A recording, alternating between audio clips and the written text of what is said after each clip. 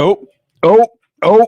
I was caught trying to make it a little bit. There we are. Oh, there it is. Now I feel comfortable. It's me. It's Mike Lepre, King Michael, legitpodcast.com. This is legit fantasy football. Legit fantasy football. Joining me as always, Brother Ray. Brother Ray, how are we tonight? Doing well, King. Getting ready for some Thursday night football down in the dog pound. Loving it. Yeah. I'm gonna wait for a genius to come on before I start bragging about how I did this week in picks. So, genius Kev, how are you? King, I'm a little cranky today, and I don't even know why. I think it's still hangover from Monday Night Football, so I'm gonna do my best to keep things upbeat like I normally do. But if I get a little negative, feel free to pull me out. Okay, I can do that. Hey, do you got a fan on or something? That's dishwasher. All right, well, hey, it is what it is. You got to wash the dishes. Yeah. You got to wash the dishes, right? Yeah. So, guys, we're gonna go over last week's games, and I gotta say it. I was pretty on point last week. If people listened to me, it would have been a very good day for them. How about that? Seeing how I didn't gamble on any of the games, and I just picked them. It didn't make me any money, but it was just good to know. I was 12-2 on the day, and that's pretty lights out, if I do say so myself. Would you not agree, genius? I completely agree. That's a day, man. That's one of those days where everything goes your way. All you do is smile all day. Yeah, very, very, very rare too. So it's unfortunate that you didn't capitalize on it, but still, I hope you we're very up and excited with yourself and very pleased and all that. Yeah, and what's even weirder is, I lost to Matt in the legit league, so I'm gonna have to hear about that. He beat both brothers in a row, but in the corrupted league, Brother Ray, I'm 0-4-5, and I beat Gentleman Dave's team this week. I got my first win. Yeah, he has a good team too. Gentleman Dave has a really good team. He's got Patty Mahomes, Kelsey. He's got a bunch of guys that score. He scores a lot of points every year, Gentleman Dave, and I beat him. I couldn't believe it. But Brother Ray, have you ever gone 12-2? You ever gone 14-0 on a weekend? I've never gone undefeated. I did have a good week this week. I will say I did win 2 small bets, but the Giants and the Steelers blew me thousands, and I can say that safely. Blew me literally thousands, and I'm still recovering a little bit from that. Who did I pick in that game, Ray? Yeah, you went against the Giants, which is unusual, and means you should have at least tried to pay attention to that one, right? If I'm going against the Giants, there's a good reason. Kev, do I ever really go against the Giants? I know, brother. That one was telegraphed. Yeah, and I was actually thinking about maybe we need to do a Giants intervention to get them as less than 40% of the show. But we'll see how this one goes. But the Steelers won. We'll talk about the game, but that game just disgusted me on so many levels. It was one of those where I was like, I can't believe I watched pro football. Vegas. It was a Vegas game. We'll talk about it later, but Vegas. All right. To start said week off, and I'll get to Matt in a second, we had the Buccaneers play the Eagles on Thursday night. The glitch here was that the Buccaneers only won by 6, therefore making it a bad bet if you went with the Buccaneers. Guys, did you see anything in this game that made you think anything different than what you thought going into it? Right? No, I'll be honest with you. Hurts still doesn't have command of that offense, and he just looks desperate.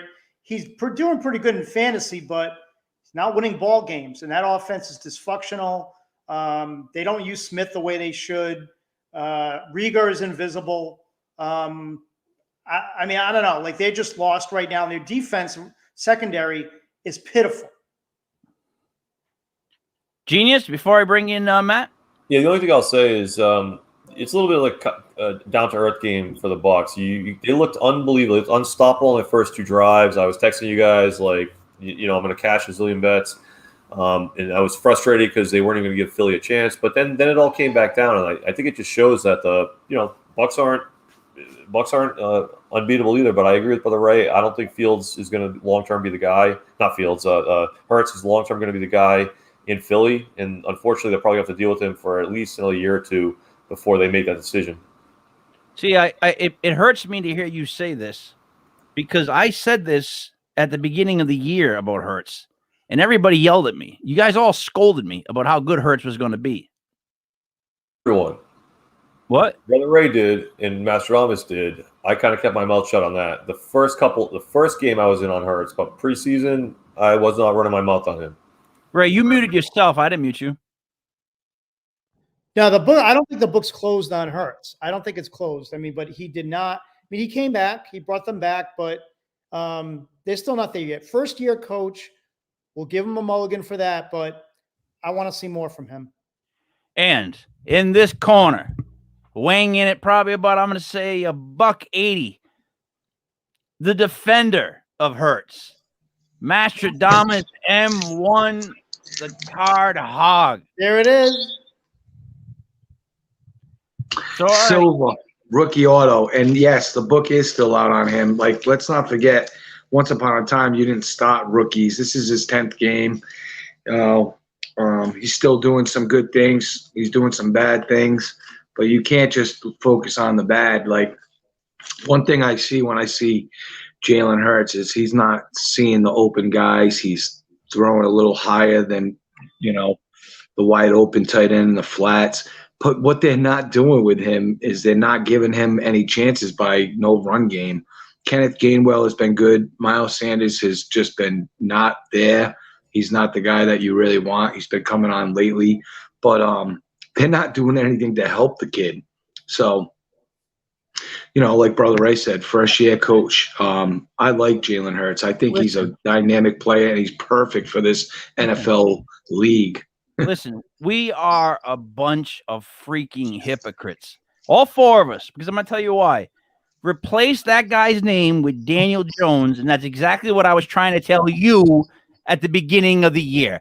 My point is, Kev, I'm just trying to say we all have our guys, and we all say, we give excuses for him. Jalen Hurts is not one of my guys, but not the other guys. Jalen Hurts is not one of my guys. I have him in a fantasy league or two, but it's because of his legs. And even last week, he didn't do anything passing-wise, but he still got 28 points fantasy. That's what you like.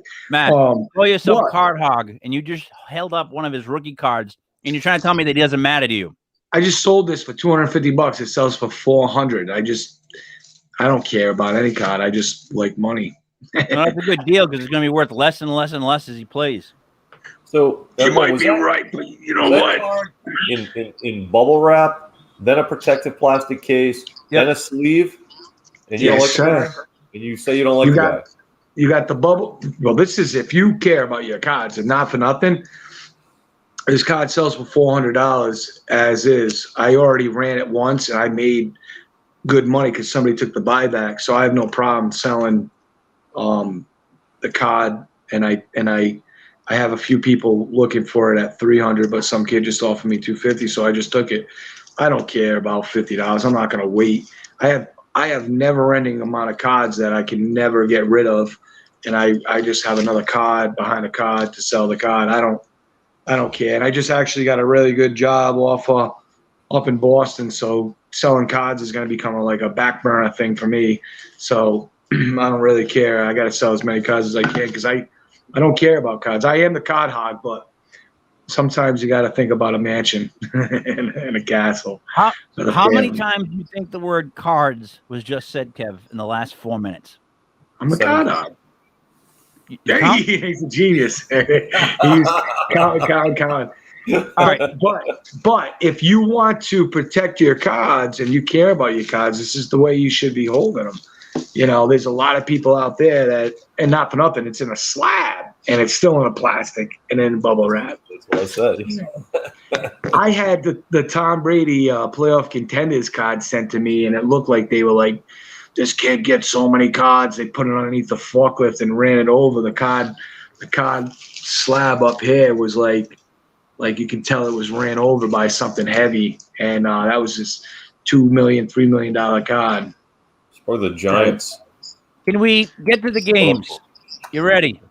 Here we go. Dolphins went to London to lose to the Jaguars. Brother Ray, how was the flight home for the Dolphins from London? Well, to be honest with you, they threw me off the plane because I was completely inebriated. Drank a bottle of bourbon that day. It was, not good. And, the thing is, like, this week, the Chronicle throughout that Watson chum, just to aggravate Dolphin fans even more, that they're going to trade for an accused sexual predator. It's ridiculous. But that team is so far worse than just that quarterback. I mean, that defense is atrocious. That defense is worse than it was when Adam Gase was there. So right now they have no running game, no offensive line. Tua had a great game. I think he played his heart out with no wide receivers, no help. They're in they have a lot of problems right now, and I'm officially calling for Greer and Flo to go. Wow. You're absolutely wrong. I said to somebody today, they were like, that guy should be in jail. I'm like, in jail for what? He's like, 22 allegations. I'm like, so we should put people in jail for allegations? Like, one thing about being like elite status or a superstar is you're targeted. We've seen it year in and year out. There's so many stories of just people lower scale looking to make a come up and saying this person did this, saying this person. Right now I'm hearing on the radio that this is going to not go in the courts. It's going to be taken care of outside. He's going to pay them off. Just like I was saying on a show earlier, like Robert Kraft should have had these spa people coming to his house where he was in control.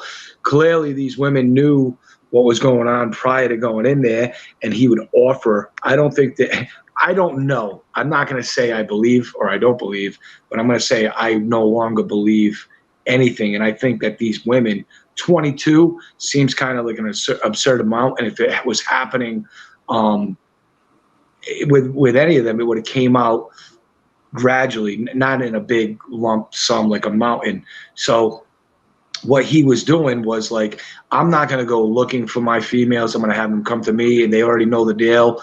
And then all of a sudden they kind of conspired and then made a case against them. I think the number of allegations kind of shows you that it was a conspiracy. It was something that was formed against him. I think he was worked on. Wait a minute. Time out. Kev, where's the freaking whistle when I need I it? was just looking for it. Listen, did you just say he had women taken to him? Yes. Look. That's what was going on. They were coming to his house. All right, so that makes that prostitution. Could be legal in that state. What, Ray, do you understand what I'm trying to think? Yeah, I mean, I would call 24, 26 allegations. I'd call that evidence.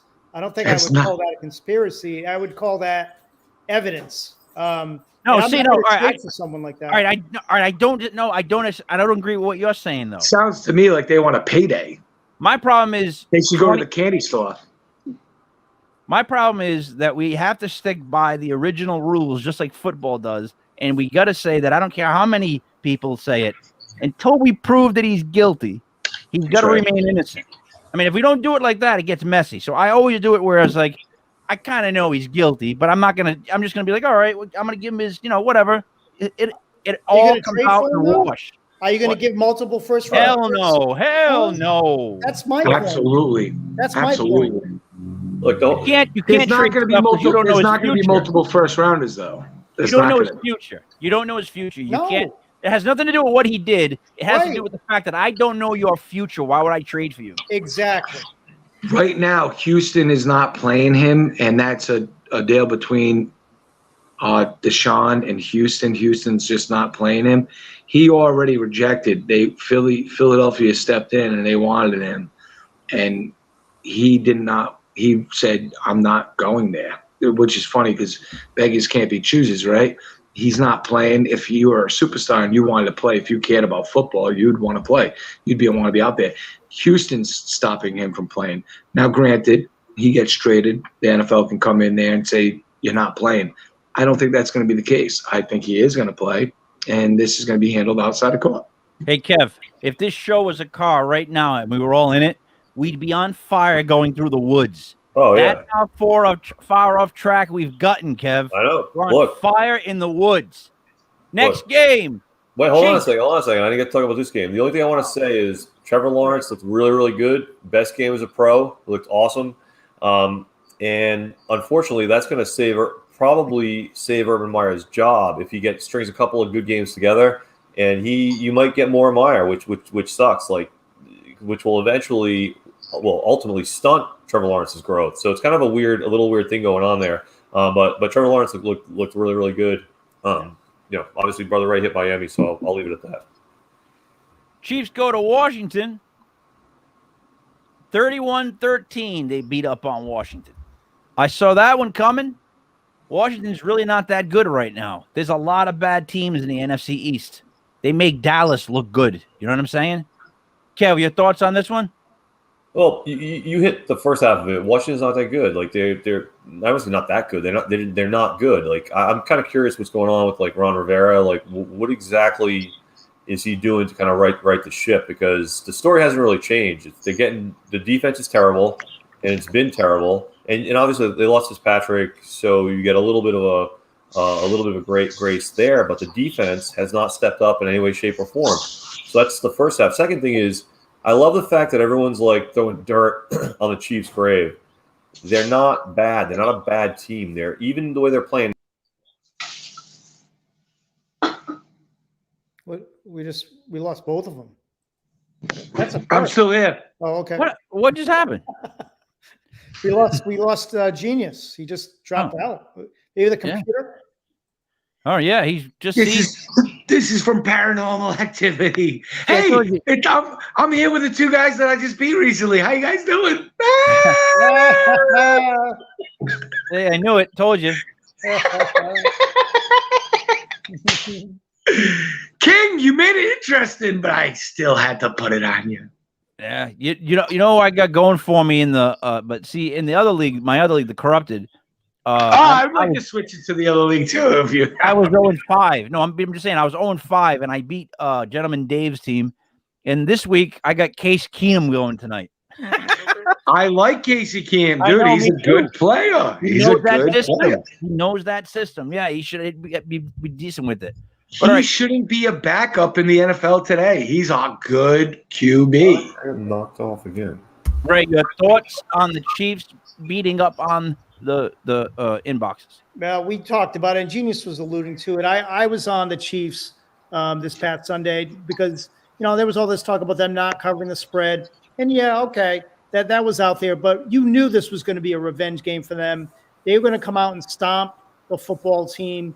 And the football team, that defense put up absolutely zero resistance. Everybody had a great day, fantasy-wise, for the Chiefs.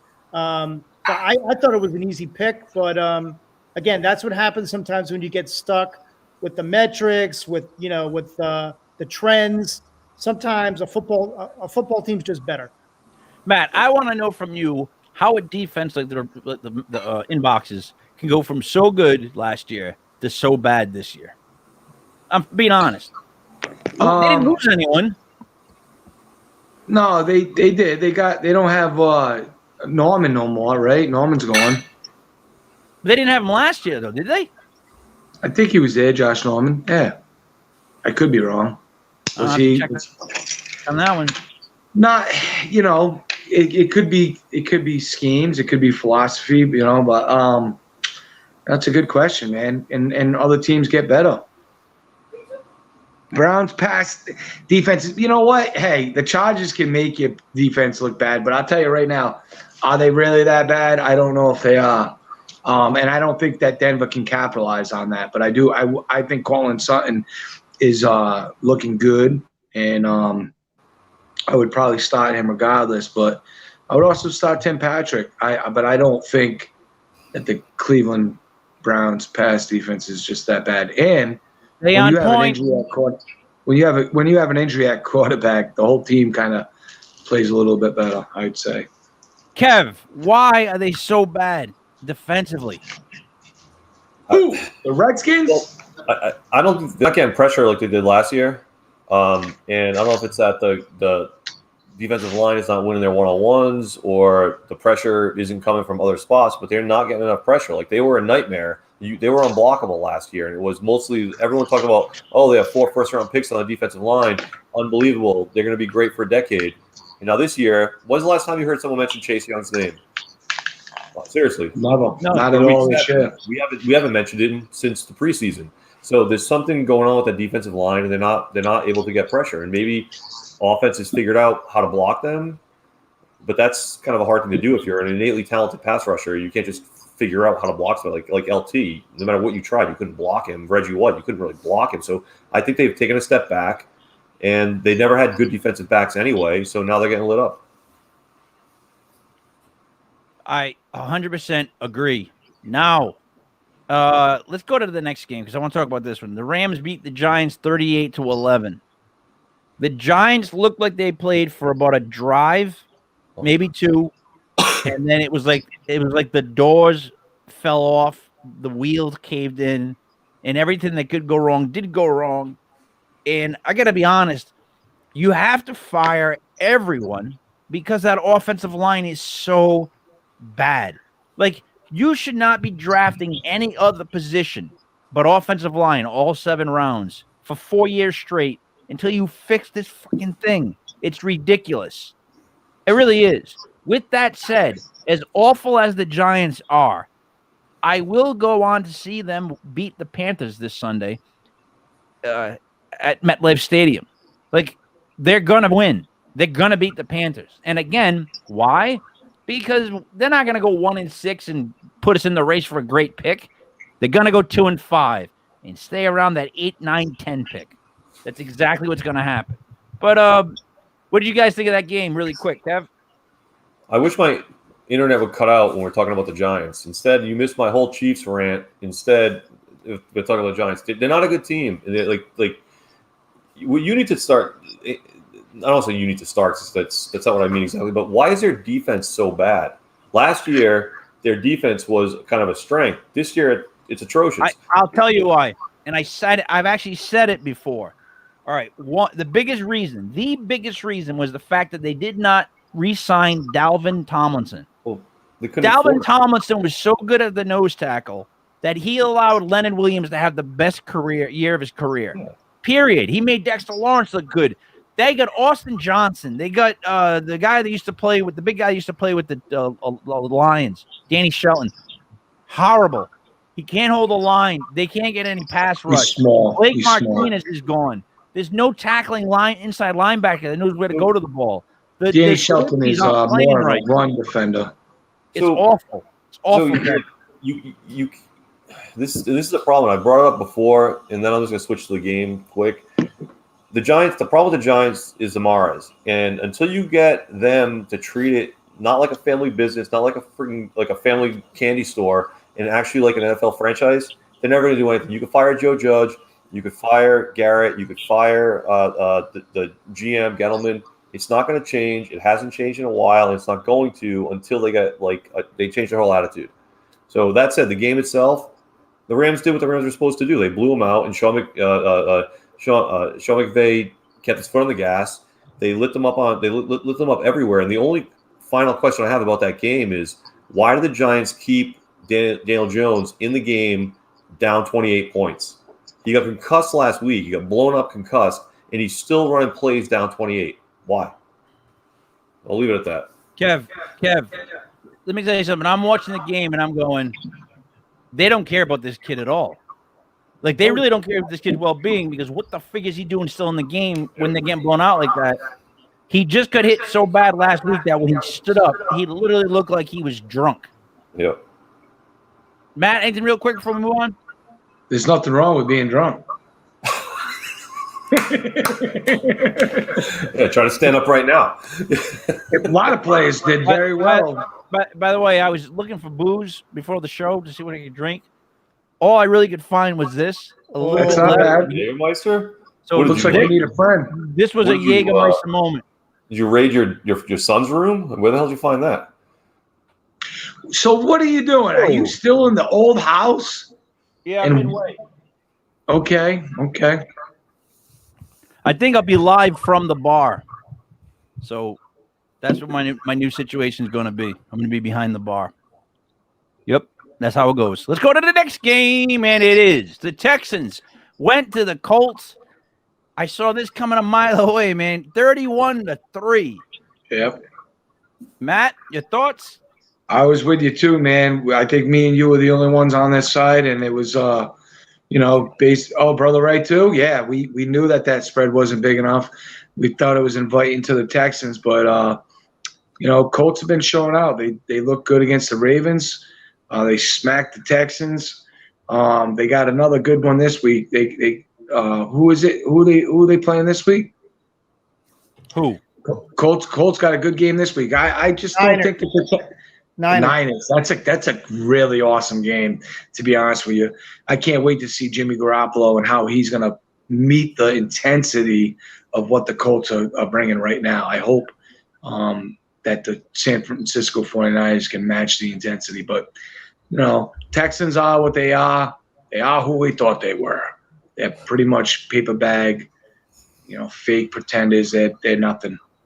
Colts look good. They could be challenging Tennessee for that division, but I'll tell you right now, Tennessee's looking good the last 2 weeks. Hey, the thing is this, right? The Colts can be as good as Carson Wentz. Yeah. Like that's literally it. And if he does what he's actually capable of doing and puts it together, yeah, they could be a really tough team to have to play. But I just think they're as good as Carson Wentz, right? Yeah, I was really sad to see Paris Campbell go down and out for the year. It looked like he was just turning the corner. He caught that long touchdown. He had a great week the week before, 5 for 60, but he blew out. He went crazy early in this game, and then he's out for the season. And I didn't know that. Someone that's been injured his whole career, but he has a lot of potential. I just hope he gets another chance this year. That's awful. It's good for Michael Pittman, I guess. Kev, your thoughts?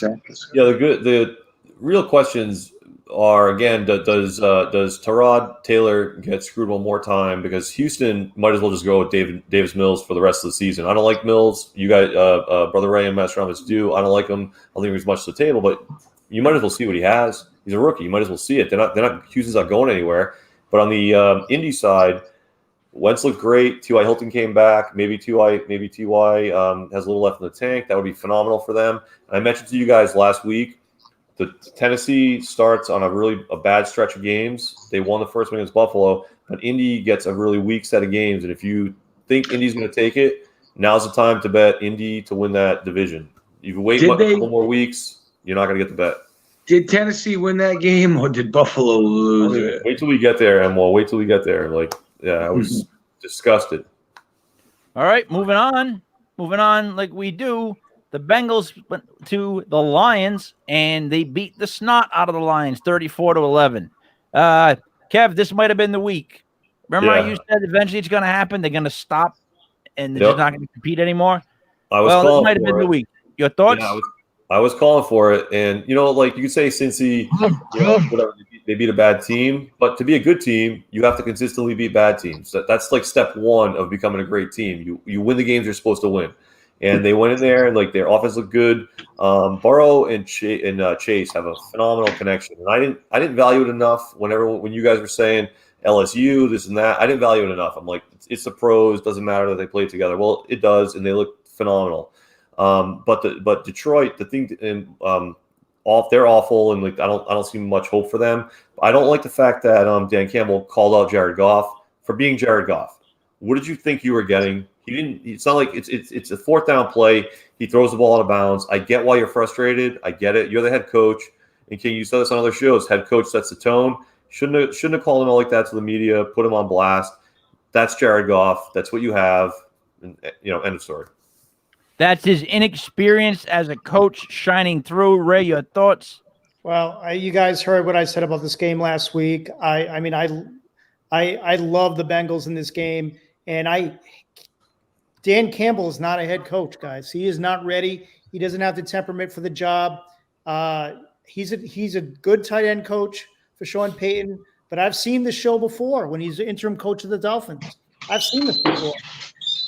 Doesn't have what it takes. And Detroit, again, the curse of Bobby Lane is the probably the strongest curse in the history of sports, and still going strong. But I will say about Jamar Chase, the one thing I was really impressed with him, there was a play in the game where he ran downfield and knocked the cornerback on his ass so Mixon could walk into the end zone. And that was not something I expected. I knew he could do it physically, but I didn't think he had this to do it. He proved me wrong, and he's proven me wrong every week. Matt. Yeah, I don't know where Matt is. So until we get Matt back, I will say one other thing. You guys know I'm anti-Zach Taylor. I said it all season. I got to be honest. He's starting to win me over. Like got to be honest with you. If you're wrong about the calls, and I'm a little more optimistic about Zach Taylor. All right, going to the Packers and Bears. This is the first game that I got wrong. The Packers ended up winning by 10. So I'm sorry, King, and we didn't plan this. So every other game we talked about, you got right. That's a lot of games. What? How did you miss that handoff? Brother Ray got it. I didn't get it at all. It's like a bounce pass for a dunk. Literally, it was a bounce pass for a dunk. Oh, what I was supposed to say? What I went again? 12-2. Yeah, I said. Oh. That means you didn't get any of the other previous games wrong. We've talked about so many of them. How is that possible? You know what it is, Kev? We bust each other's balls so much that anything that's seemingly like a compliment or a setup just sounds like I'm about to get my balls busted. So I'm just trying to figure out what I'm going to say back to you. All right. Well, my apologies. That's just how it goes usually. You know what I mean? That was weird, but I appreciate it. Next time, maybe we'll come up with some sort of like, you give me one of these, I'll know that it's a lead-in because I didn't know. That was exactly like the Ben Simmons thing. I went up to dunk. I passed it to you. It was too late. You fumbled it, and that was that. And Brother Ray's looking at us with disgust, like Joel Embiid. If it was like Ben Simmons, I would just get up right now and leave and let you guys just do the rest of the show. And I'd probably sit in the other room and I'd be talking out loud. I don't agree with you. I just don't care about that man. I just don't care about that man. All right. Who wants to talk about the Packers Bears? Matt? Is he there? You gotta let him in. You gotta let him back in. There he is. I will tell you that you didn't just get one wrong so far. You got the Philly San Fran game. I mean, Sunday's games, though, dude. I'm going by Sunday's games. I said that to begin with. Sunday's games. And for the record, what'd you do? Fall in a well again? I did. Let me out of tiki tiki tambo. And you wore a black T-shirt, so you look like a floating head. You look like a puppet from Big Nazo. I look like an ass. I am an ass. What game are we talking about? You look like a Big Nazo puppet. You know that group, Big Nazo? With something hanging out my mouth. He looks like Brando in Apocalypse Now. Like, yeah, Ray, you want to talk about Green Bay or the Bears at all? Yeah, you know what? I'll talk about Khalil Herbert, okay? Told you guys to start him on Sunday, okay? That kid is the real thing. And I got news for you. Damian Williams, when he does come back from COVID, this kid is for real. This kid could eventually be their starting running back someday. That's how good this kid is. And it's a timeshare.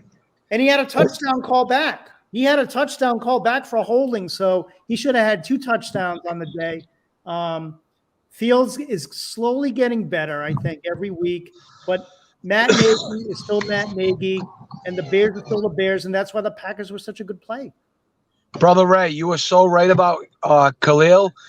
I haven't seen a running back from the Bears, David Montgomery, also rip off runs like that young man did.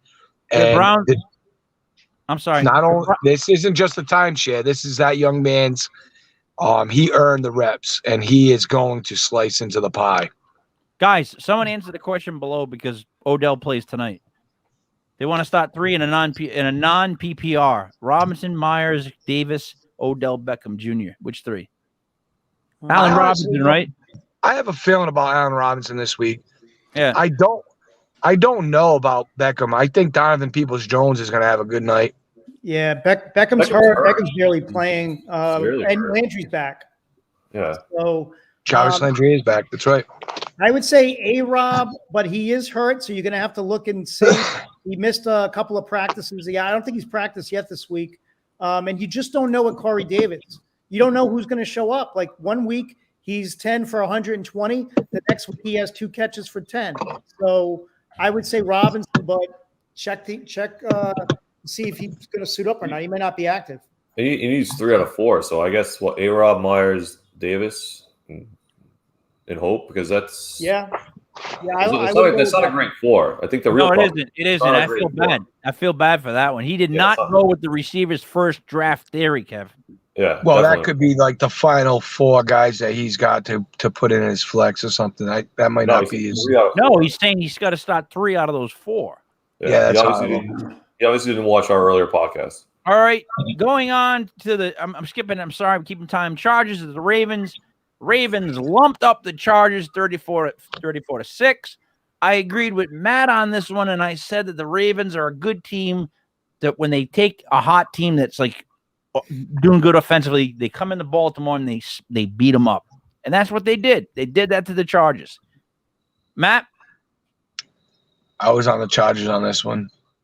Oh wow, my bad. Yeah, I fell flat on my face. If I would have took the Ravens, I would have been probably up on the hill beating my chest. But I should have seen this one because I kept on talking about the East Coast, West Coast thing, but I just felt like the Chargers were you know what's funny is the Chargers are what they are a great team, but I'm glad to see what they did and what they've been doing hurt them, because you can only do it so far where when you guess right all the time. You can't guess right all the time. They were aggressive, and they were aggressive again, and it hurt them, and it hurt them bad. This game should have probably been a lot closer than the score, but they give the ball up in their own territory, going for it on 4th down the way they do. You can't do that against the Ravens. I like the Ravens, man. I was calling Lamar Jackson being MVP of the league early in the preseason. I said he was going to be QB1. He's not there yet, but he could be. But he's got a case for being the best Lamar Jackson he's been yet. He's looking great. He doesn't have a run game, and they're winning. They're winning good and against good teams. They're probably the top of the AFC East, right? I mean, the AFC right now. They're a very grinded out team. That's a very punch in the mouth type team. You know what I mean? That's how the Ravens usually play. That's how they play. Jim Harbaugh is a great coach too. So, Kev. Yeah, the Ravens defense played a phenomenal game. M1 talked a lot about the rest of the Ravens, so I'll leave that alone. But one thing you're hearing now with the Chargers, Staley shouldn't have gone for it on that 4th and 1 in like the middle of 3rd quarter from their own 19. They were down 18. Like, what are you going to do? Give the ball back? It doesn't really matter at that point, and I'm glad he's staying aggressive. But one thing I said a couple of weeks ago is demonstrably wrong. The Chargers do not have as good a defense as I thought they did. They got carved up the last 2 weeks, completely carved up, and until they fix that, they're gonna have real problems. So, Kevin, they were down 18 when he went for it, but they held him to a field goal. So you punt them and you 3-and-out them, you get the ball back. And they were building a little. They just scored. They were building a little momentum. The Chargers team can score with anybody. You don't give free points in the NFL. You just don't. See, this is where we'll probably disagree on some of it, because like I have a lot of positive and negative stuff to say about the analytics. In that case, whether you lose by 1 or you lose by 28, it doesn't really matter. And like I kind of get why they wanted to. You can't score points unless you have the ball, and I kind of get why they wanted to keep it. But on the other side, your argument is kind of hard to go against. So that's why these decisions are very high leverage. Big time. Right? Yeah, you muted yourself again, kid. Get a hold of yourself, Ray. The Ravens organization is the best in football. They do it every year. They lost 3 running backs. They lose their starting left corner, one of the best in the business. Their rookie wide receiver, 1st-round pick, is injured to start the year. They just put people in, and those people play. And their defense put in their best performance of the year, unbelievably dominant. And they were the story of the game. The offense we know is there, but that defense has not been there like that this year. And they shut down the Chargers completely. The Chargers had no answer. They made Herbert look normal. The Ravens know how to do it. The Steelers find ways to do it. Organizations that know how to draft and know how to get players that fit their system. The Ravens do that. The funniest thing about the Ravens is they're just grinding it out. They beat the Chiefs. They just beat the Chargers. They're just beating everyone you put in front of them. I think they've lost one, and they don't look that happy about it. They look miserable when they play these games. They just beat these teams up, and they finish. They walk off the court. They walk off the field, and that's that. And they do it again next week, and do it again next week. Because the biggest negative on the Ravens last week was going to be they played all these overtime games, all these emotional games, and that 66-yard field goal against Detroit, and the way they beat Kansas City, and all this other stuff, and it doesn't bother them. It's they're mentally tough right now. It's only a third of the way through the season, but they are just hard. They're every week they go. The hardball. All right, with that, moving on. Vikings beat the Panthers by the spread, 34-28. Matt, your thoughts on this game? The Panthers and the who? What the hell game was this? What, you have the Panthers? I had the Vikings. I had the Vikings. I had the Vikings. The Panthers are starting to see the teams, in their schedule that got a little bit more bite, and I think that they're missing CMC. Chubb is not. I'm not nothing to take away from Chubb because Hubbard is doing good, but I like Kirk Cousins. I like the Vikings, and it seems like they got it right towards the end of the game, and then in overtime, it took overtime to get them there. But that's a testament to the Panthers. I don't know if the Giants can hang with the Panthers. The Panthers have seemed to be formidable, where the Giants have not been. So, if you say the Giants are going to win this weekend, I can't go against the King because he seems to be pretty much on point with the NFC East. But in terms of this game, very exciting to watch. A lot to give. Sam Darnold is doing a lot better than he's ever been. I think he's a pickup streamer for fantasy. I picked him up myself. Not much to say about this game, rather than it was exciting and hard fought, and either team could have won. But the Vikings ended up getting it right towards the end. Kev? I think the stuff to look at from that game. Obviously, we were all high on the Panthers. We thought they were going to be kind of the next ascending team, and right now it doesn't look like they are. But in Sam Darnold, everyone looks he looks like he took a big step back. But they had 8 drop passes. DJ Moore dropped 3, and Robbie Anderson dropped 3. Robbie Anderson was targeted 10 times for 11 yards, and he dropped 3.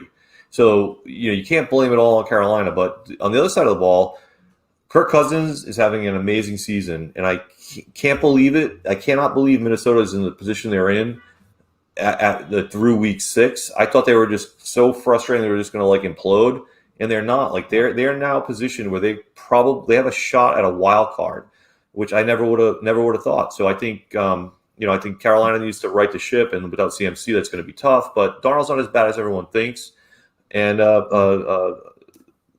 Minnesota is probably better than most people think. Absolutely.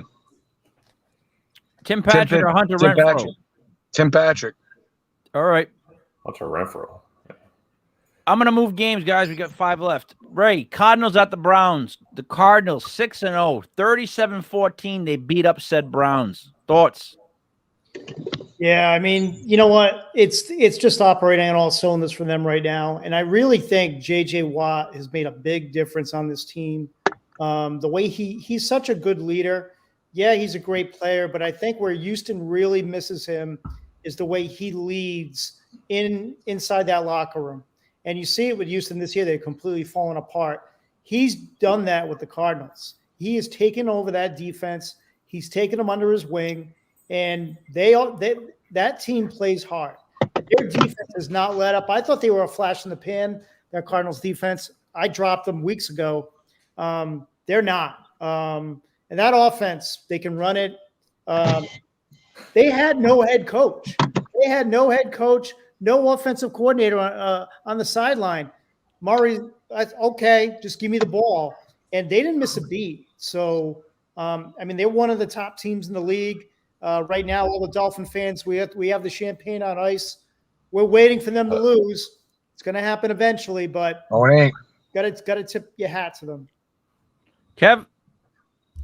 Yeah, everything Brother Ray said, I agree with. I was on Cleveland last week, and strangely enough, I think Kingsbury being out was probably a little bit of a rallying cry for Arizona, because it was kind of like, Murray's shoulder's hurt. This is the beginning of the end, like it was last season. But their offense is great. Like, they can score in so many different ways. They got 2 decent running backs, the thunder and lightning kind of thing.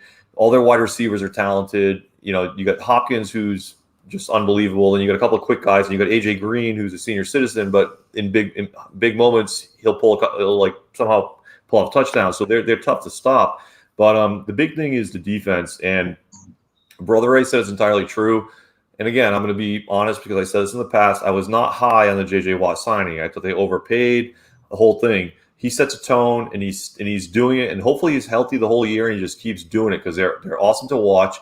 And the Chandler Jones thing, as someone that follows the Patriots traded him because he showed up naked at a police station, high on synthetic marijuana, and now he goes to Arizona, and he's one of the top 5 defensive pass rushers in the entire league. So, Arizona got a couple of breaks, but they're awesome to watch. And I think Cleveland is in bad shape with all the injuries, and I don't think Baker's their guy long term. So Cleveland has a lot of real problems this year.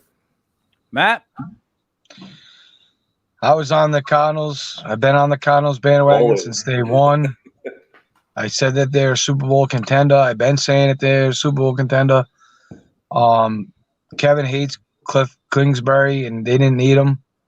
It seems like they can go through a lot, face adversity, and still be there in the end. This was a big game for them, and they met the task. They met the task without a lot of players. There's not a lot that they haven't done, and they're going to continue to beat the drum. I had a buddy hit me up. He goes, "Do you think that the Cardinals can beat the Texans by 18?" I go, "Don't touch it. Don't do it." He's like, "Really?" I said, "Yeah, dude. That's a Super Bowl contender." He goes, "I don't think they can beat the Rams." I go, "They already did." Hey, He's here's like- another Northeast trait, Ray. Yep. That whenever we talk about one of our friends, we do his voice, we always make them sound stupid. You ever notice that? No, Gary Gary talks like my this. friend said, "Hey, Gary, what are you gonna do?" I don't know what. I was If- like, "Shut up." It's If usually Gary true, was though. if I was gonna talk in Gary's voice, it'd be like this. It's usually And I'm gonna true, go work though. with Gary They in usually Boston are for a few stupid. years. But listen, They no, are he's not stupid. Listen, Gary's not stupid. He's in charge of his fantasy I'm league. sure Gary's smart. I told Gary to pick up Darrell Williams weeks ago, and finally it's paying dividends. And he's like, "Come work with me. I love you." So this is the thing, right? Arizona Cardinals. Yes, they're a Super Bowl contender. They beat the snot out of the Browns after the Browns looked very good against the Chargers. They're going to continue to look good. They're a good organization. They have a great offense and great defense. Be on the watch. All right, let's move in to the next game. And Gary's not stupid. He loves Matt Moreau. Oh, his name is Gary. Is it Gary? His name's Gary Del Ghezzi. My bad. Hold on. My bad. Gary Del Doxed him. Ghezzi. Just doxed him. Hold on, Kev. Hold on, go ahead, Kev. One more second. All right, here it is, Kev. Read the bottom of the page. It just in. Gary is smart. So, moving on to the next game. This just in. King Michael has no subtlety. Raiders at Broncos. Raiders beat the Broncos 34-24 like I thought. Matt, thoughts on this game? Oh, man, I knew this was a gimme. Broncos can't hang with the Raiders. It had nothing to do with John Gruden and this and that. Had everything to do with the Raiders just played better competition. Vegas was trying to throw out a spread to make you think like the Broncos were better than they were. I think also tonight it's another one. It's like a pick 'em. I think that Cleveland's going to take care of business. Even with all the injuries that they have, they're going to be a better team than the Denver Broncos are. I think Case Keenum is a better quarterback than Teddy Bridgewater is. I think he's got better outlets. I think that the Cleveland defense is a little bit better than we give them credit for. I think they'll present challenges for the Denver Broncos, but we'll see.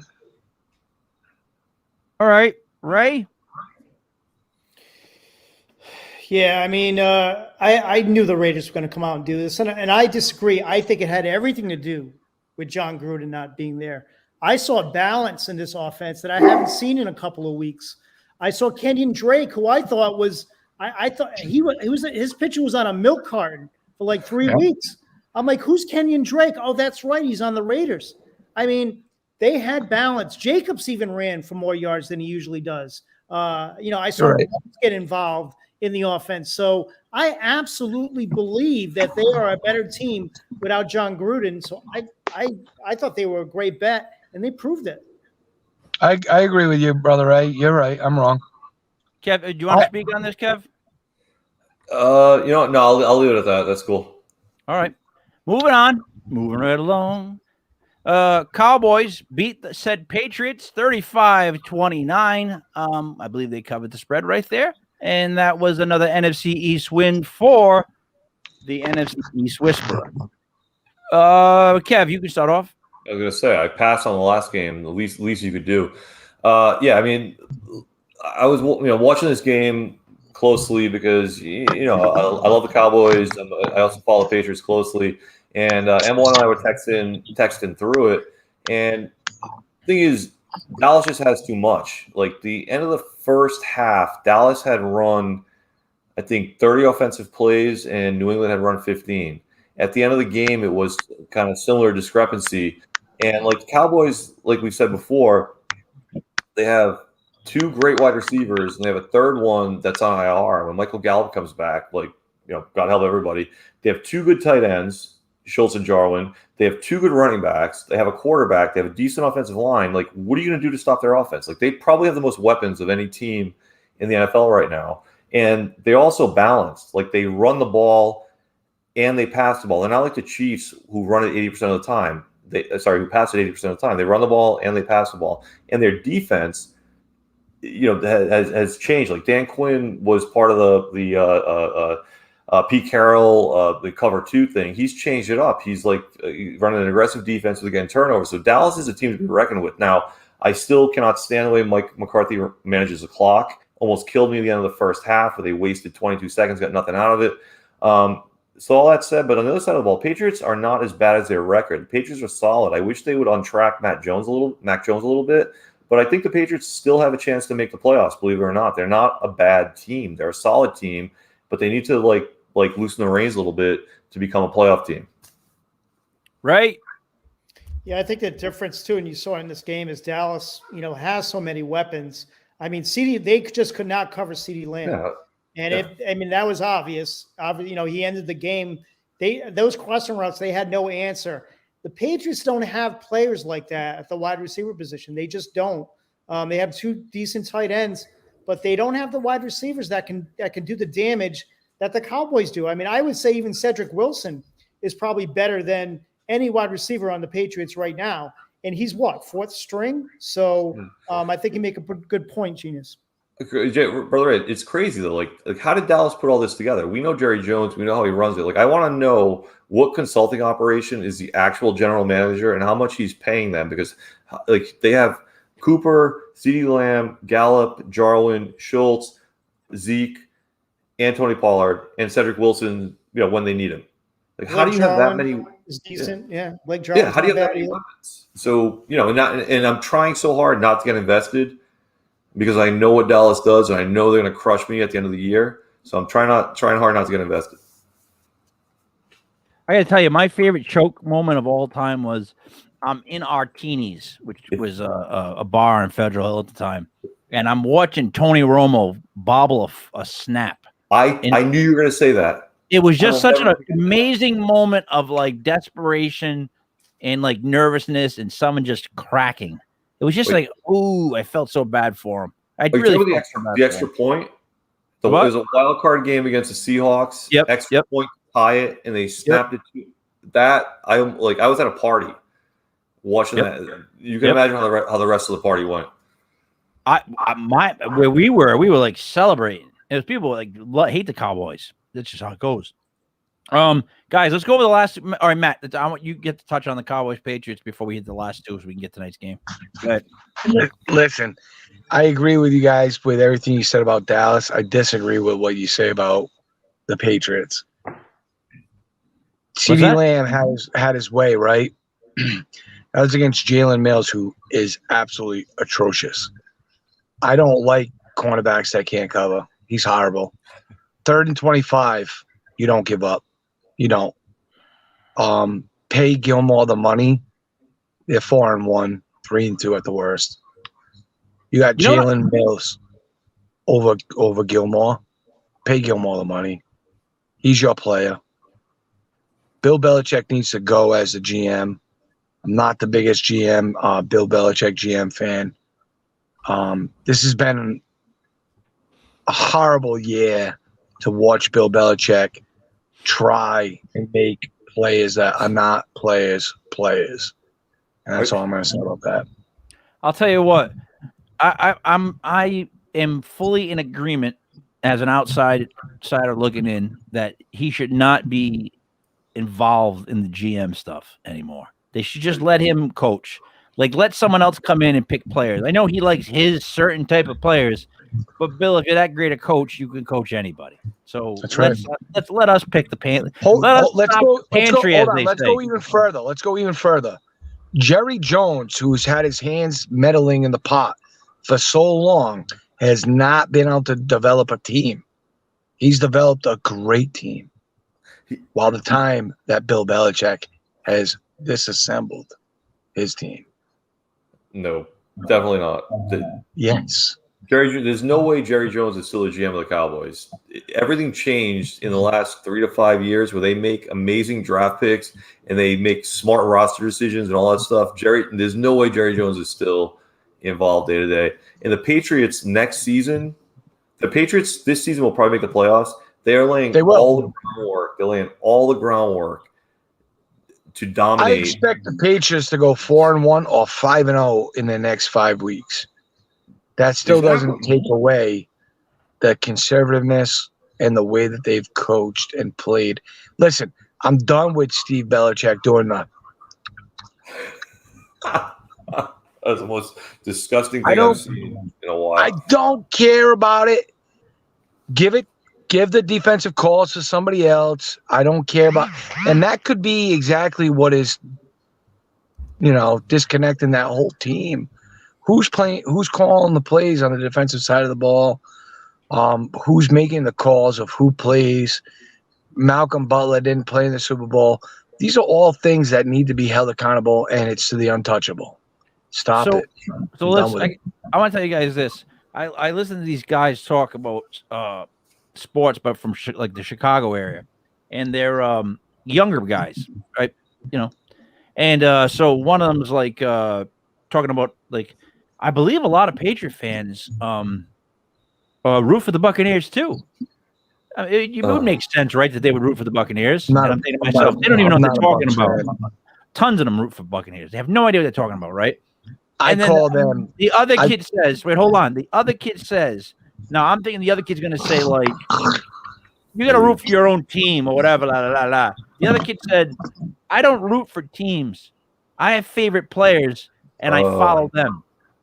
And I'm like, I know they can't hear me, but I'm yelling at the radio thing. I'm like, what? What do you mean? What do you mean? What do you mean you follow players?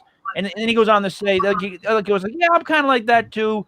He goes, well, I got like 4 favorite teams. And I'm like, you can't have 4 favorite teams. Like, if I got to reach through look, they're younger. So they got a more of a, there's like this more millennial thing where they just attach the players. It's like the NBA ruined all these kids. They want to attach the players, not teams.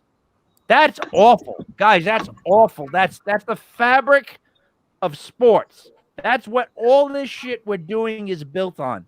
You have to have a favorite team, and you have to defend them to your death. That's being an NFL fan. Ray, am I wrong? And you have to hate the enemy. Like, stop That's it. right. Like, you have to hate the enemy. I hated the Buffalo Bills in the 90s. I hated the Baltimore Colts in the 70s. You know, and in the 2000s, I hated the Patriots. You have to hate the enemy. Sports. Ray, did you hate the Providence Steamrollers in the 50s? No, I was okay. I was okay with the Steamrollers, actually.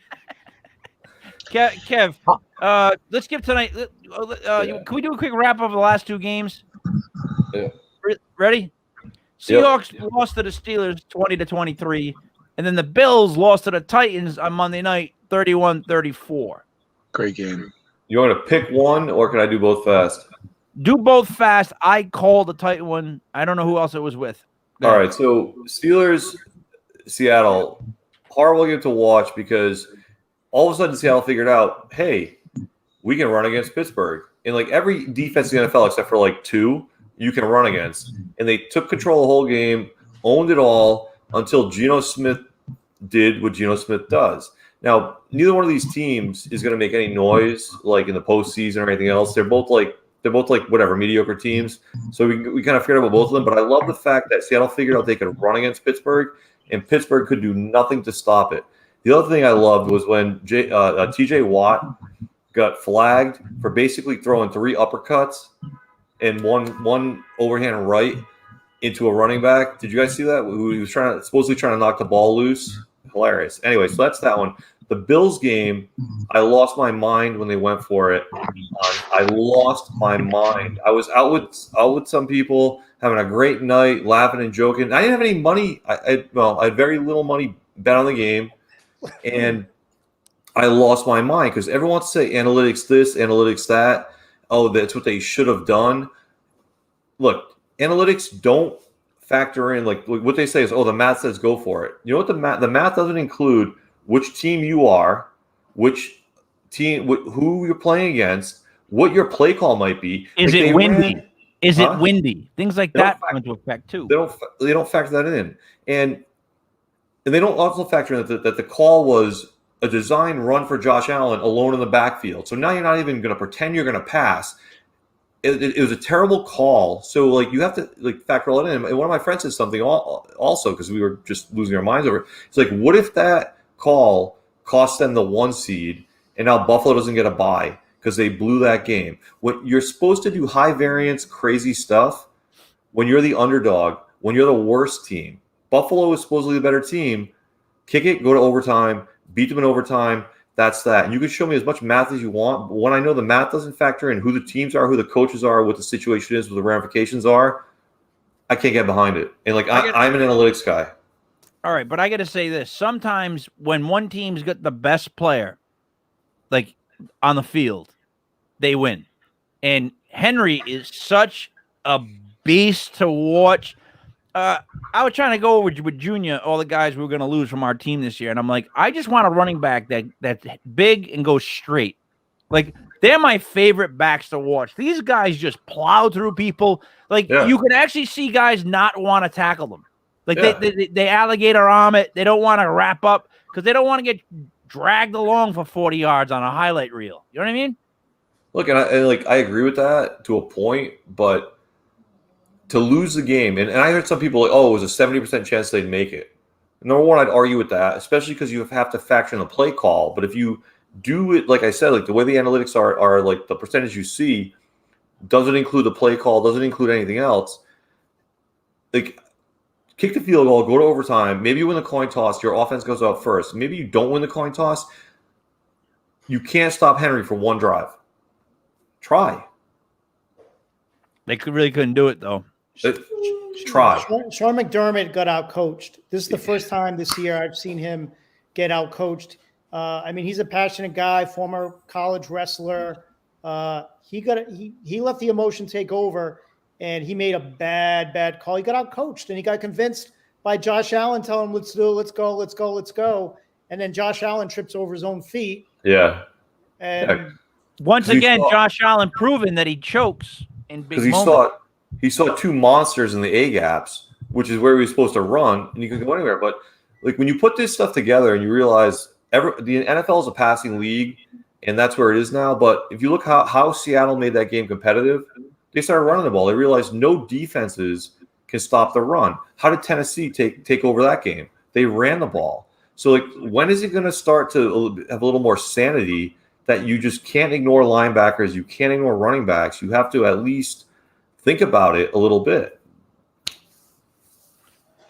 I don't know. Let's bring Okay. Matt in and let's go for tonight's game. Kev, what do we got for a spread? It's like 1.5 or 2 right now. Browns by 2. Yeah. Hold on. I want to touch on that. I Okay. think the call was right to go for it at that point in time. You're on the road. You want to go for the win there. I think that Josh Allen twice in that game went for the QB sneak and fell flat on his feet. Maybe you don't do the QB sneak with Josh Allen anymore. Maybe.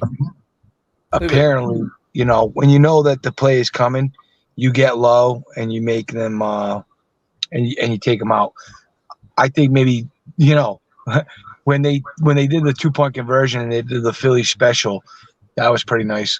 You need to do something a little bit more unique there, and that was like what Brother Ray said. Sean McDermott got out coached in that situation, but I do like the choice to go for it, and tough, just a tough loss. Sorry, I Matt. want to say sorry, guys. I want to say one more thing. Yes, Jarvis Landry over who? Jarvis Landry over who? Wait a minute.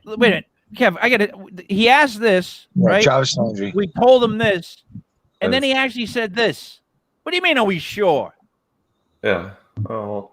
That's Look, my the la- response to that. What do you mean, are we sure? The last thing I want to Of say course. with that whole call, analytics is based on an infinite number of trials. I will bet you money that Sean McDermott never makes that same decision again in his entire coaching career because it's so rare. But the analytics are based on infinite trials. So, yeah, in the long run, infinite run, maybe you get a 1.5% extra win rate, but that's not how pro football is played. If it's baseball, maybe, because baseball, like that's a stats haven. Like, you do everything. He started out in the QB in the shotgun, and then he went up behind the line. You're not Yeah. faking anybody. The game How hasn't about- started, right? No, it's 8:20. Yo, we got to go quick. We got to pick It's 7 the minutes. We got to go around, guys. It's -2, 40.5. Matt, It's who do you got? Cleveland. It's Cleveland tonight. Cleveland -2, over Yep. under 40.5. Under.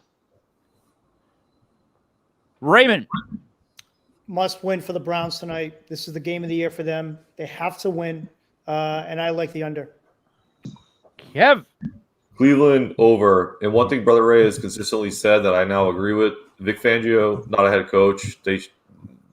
It's immaterial to this game, but he's going to be a defensive coordinator either next season or the season after. all right. I'm gonna go with the Browns in the over myself. I think I picked Case Keenum up for a reason.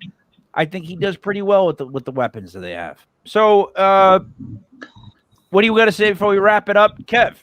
Donovan People-Jones. Kev, you sounded just like Matt. No, I got nothing. I was cranky when I came in. I'm cranky when I came out, and I'm going to leave it at that. I have nothing pleasant to say. Matt, you? I No, think I we feel lost happier. Matt, gentlemen. Raymond, I feel better Case now. Huh? Keenum revenge game tonight. Case Keenum revenge. He's a former Bronco, chased out of town. He's a Case good Keenum quarterback, revenge. man. Starter on many teams. and okay, before I wrap it up, my book is out, Between Hell and Heaven. You can pick it up on Amazon.com. We got it in soft copy, hard copy, and digital. It's a book I wrote with Ron Murphy. It's fictional. It's just a good adventure. So, It's not about the for Giants. Master, It's not about the that- Giants. The book's No. not about the Giants. but you want to know something? They're mentioned twice in the book. I main beat the characters brothers. watch- Listen to this. Two things I want to tell you really quick then. I mentioned the Giants twice. And the other thing that cracks me up is, so it got to this point where he asks the tree of knowledge. You get to ask it one question. He gets to ask it one question. And he gets back the answer yes. And then they ask him what he asked for. And Ray, I put that he asked, was the Marvin Hagler Sugar Ray Leonard fight really fixed? No. Because that's something I wanted to know all my life. Right? And they're like, and the Angels like, why would you waste such a wish on something like that? And he's like, I'm a gambler. You know what I mean? Like, that is my life. So I want to leave you on that. So for Mastradamus, Genius Kev, Brother Ray, it's me, Mike Lepre, the legit King Michael. This was Legit Fantasy Football from legitpodcast.com. We'll see you on Sunday morning, 11 a.m. I won't be there, but I'll be checking in on my Peter Pan bus ride to the Meadowlands. Well, to MetLife Stadium. We're out.